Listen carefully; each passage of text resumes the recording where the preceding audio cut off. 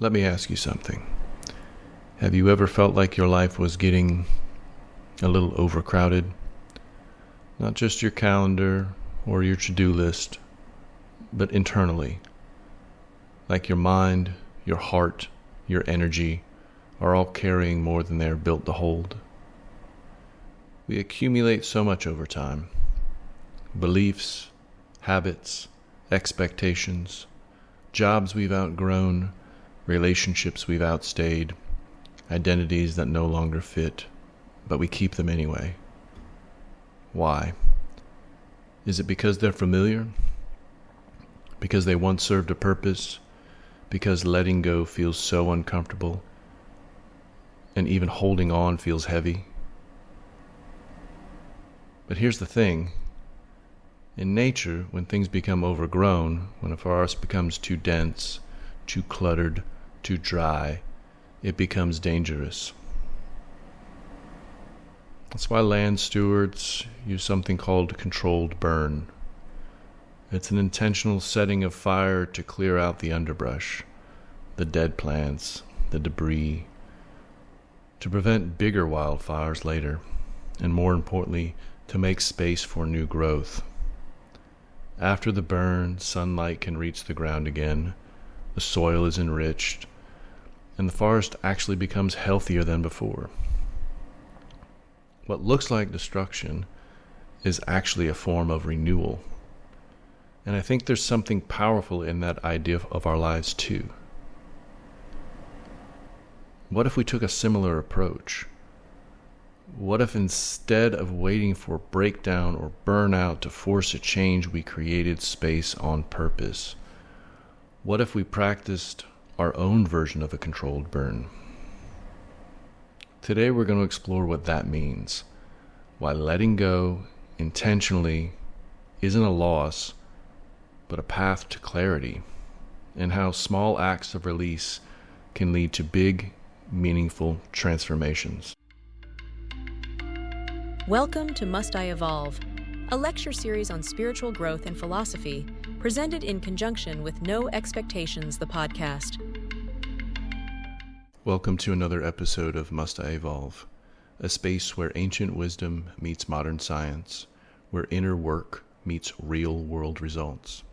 I'm Andrew H. Housley, author, board-certified wellness consultant, certified holistic nutritionist, and yoga instructor with 25 years on the mat, and even more in mindful observation. This podcast is a mirror, a question, and sometimes a nudge. So what is a controlled burn? In nature, it's literally fire on purpose. Lightning strikes a field and catches it ablaze.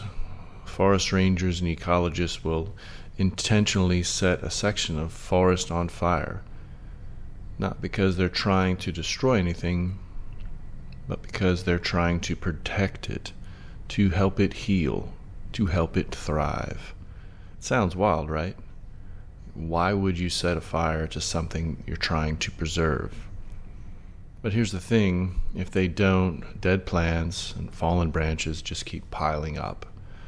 The forest floor gets so cluttered that sunlight can't reach the ground. New life gets choked out, and eventually all that buildup becomes dangerous. One lightning strike or a careless cigarette, and boom, now you've got a wildfire. But a controlled burn, it's intentional, it's safe. It's like hitting the reset button, burning away the buildup to make space for something new. And I think we need this in our own lives too. We hold on to so much, old beliefs, outdated routines, stuff we no longer need but feel scared to let go. We accumulate emotional clutter, mental junk, people, patterns, paths that once served us but no longer do. It builds up silently until something breaks. But what if, instead of waiting for the wildfires, we chose to set our own gentle fire? The burn within, why we need to let go. Let's talk about the internal burn, the emotion or spiritual version. Because letting go is just not about tossing out old clothes or deleting a number from your phone. It's about recognizing what you've outgrown. It's about honoring the role that something once played and releasing it with love and compassion. And that's hard, right? We tend to think of letting go as a failure. If you leave a job, end a relationship, or shift your identity, it must mean something went wrong. But often it's not any of that. It's just that cycle we've completed, the lessons we've learned, the season has changed. Think about a snake shedding its skin, or a tree dropping its leaves in the fall. They don't mourn the process. It's built into the DNA. It's natural. It's wise. But we resist.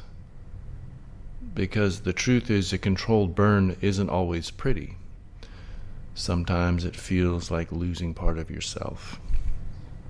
You might feel empty, untethered, like you're standing in ashes. But here's the secret no one will tell you. Ashes are fertile. They feed the soil for the next season of growth. So when you feel like something is in you burning away, old habits, ego, fear, don't panic. It's just that your inner forest is clearing space. Trust it. How to start your own internal controlled burn. Now you might be wondering, okay, all of this sounds powerful, but how do I actually go about doing this? How do I set fire in my own life without burning everything down? Start small. A controlled burn is intentional, remember? It's not reckless, it's not impulsive, it's thoughtful. So maybe begin by asking yourself these 3 questions. Where am I holding on too tightly? What is weighing me down energetically, mentally, spiritually? What no longer fits the version of me I'm becoming? And then choose one small thing to let go of. Maybe it's a morning routine that no longer aligns with your values. Maybe it's an obligation you've been saying yes to out of guilt, not joy. Maybe it's the story you keep telling yourself about why you're not ready yet. Release it.